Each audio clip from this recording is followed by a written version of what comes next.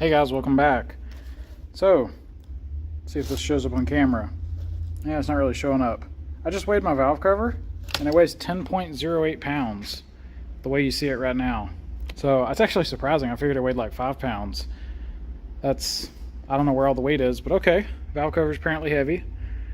So we're going to do a little bit of modification to this. It wasn't really intended to save weight, but it's going to help a little. So we got our motor, we put our timing belt on, and we're going to run it like this with the belt exposed and none of the covers installed. In the future I might build some different covers, but I don't really like the crappy plastic ones, so I'm not putting them on there. So basically, on a BP, right here, you can basically just draw a straight line across. That's where the valve cover seals to the head. So everything forward of that is no longer necessary, and everything really above the seal, other than mechanical strength to keep the seal pressed onto the head, is also unnecessary.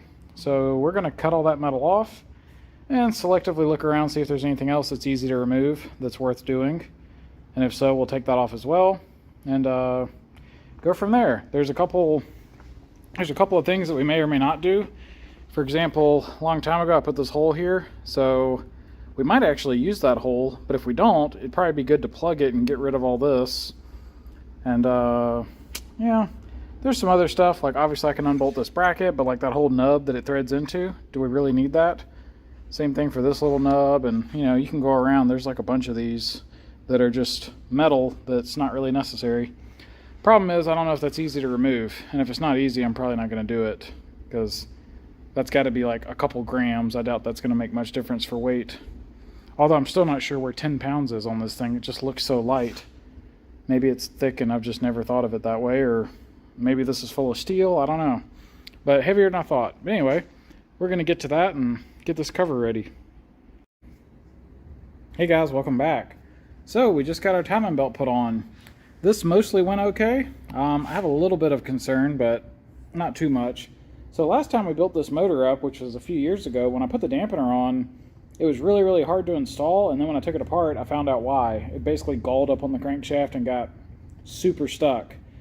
So I had to send the dampener off, get it fixed, blah, blah, blah. Anyway, from talking to ATI, you're supposed to put copper coat between the crank and the dampener to prevent galling. So we did that. We used copper anti-seize.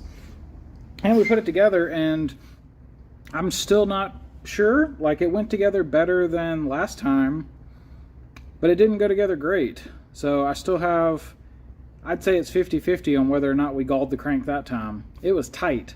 But it did go all the way. I basically had to use an impact, this guy, to draw the bolt up.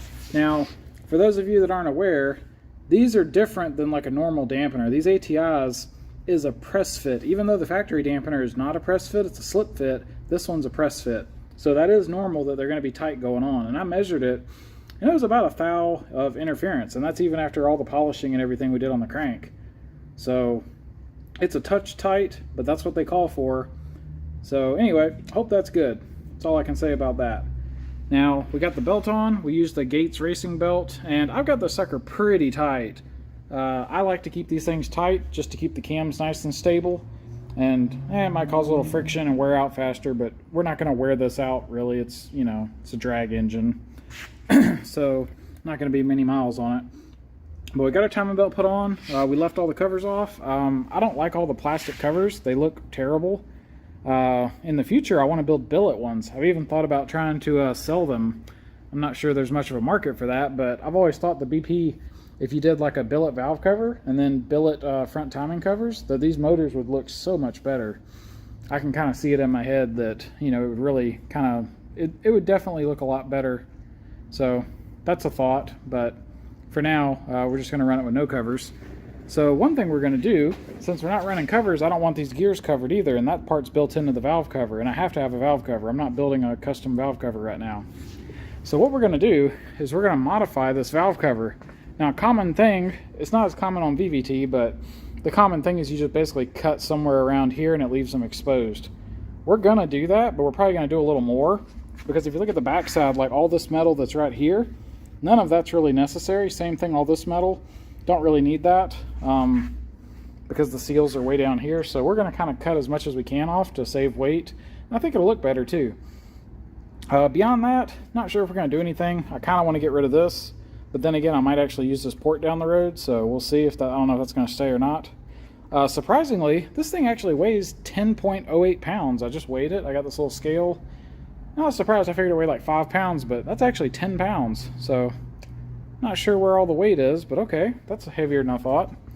So, we'll cut that front piece off, and we'll look around, see if there's anything else that's easy, and that's probably going to be the end of it. It needs a paint job, but we're going to hold off on that for now. We want to get this thing put back in the car and keep working. And in the future, we are going to do like a paint or a coating or something. So we are going to get this cover looking good, but not today. Even though I want to, not today. So anyway, we're going to get going on the front cover modifications so we can get our gears exposed. And once we're done with modifications, hopefully I got a valve cover gasket and we can get this installed on the engine. All right, check this out. So we've been cutting and grinding for a while. And this is where we're at. Looks totally different than before. I haven't took a lot of weight off. I just kind of roughly did the math. We basically went from 10 to 9, but that's not including these bolts, which are probably a 1/4 pound. So lost a little weight, but not much. So that's really not what this is about. More of a secondary benefit. But hopefully this looks cool when I'm done. So we basically cut the plate and then we kind of contoured this just roughly. It's not done yet, but that's just with a grinder. Now we're going to fire up, I don't know yet, either an air tool or a sander or something, try to get it cleaned up better. But yeah, that's kind of roughly what it's going to look like. It's going to look smaller. Doing this is going to make the engine look smaller, I think. Alright guys, check this out. So we've been working on the valve cover for probably a couple hours, and I think it's looking pretty good. So we basically cut that spot off where the cam gears would go, and then we just did that with like basically we started with a Sawzall, just kind of roughed it out. Then we got an angle grinder and just kind of notched it a little closer. Then I got a rotary tool and an air powered tool, and basically I tried a sander but that didn't work, so I got the rotary tool and just shaped it close. And then I hate doing this, but I used a Dremel with a carbide bit and went around and finished it. And the reason is to get into like corners like this, like way down into that corner, that radius is so small that I needed an 1/8 inch diameter carbide to actually do that. But that worked swimmingly well because it actually puts a nice, reasonably smooth surface on this. It's not perfect, but it's pretty decent. And the good thing is, when you put this on the motor, is you can't really see a lot of this. So this doesn't really have to be perfect. But I'm very happy with how this turned out. It looks better than I thought. And we just blended all of this, and you can see, we pick it up, you know, we just kept the minimum amount of metal. So we've got metal to support that seal, but that's it. Beyond that, we stop. So check this out. I'll go set this on the engine and show you. All right, check it out. I like how this looks. I like the exposed gears, and that valve cover just makes the motor kind of like look smaller, you know, because the gears were the thing that poked out the most. And I like it. Here's like a side view. I think it's pretty cool. We had considered taking off like some of these bosses, because you can see there's a lot of these that I don't really use. But what I'm finding out is, it's in theory you could do that, but that's a lot of work. Removing this aluminum the way I'm doing it is slow, or at least kind of slow. So we're going to leave all that. That's just the phrase, the juice ain't worth the squeeze. We're not worrying about that right now. But I am glad I did the gears. That wasn't that much work. Looks way better in my opinion. So pretty happy with that.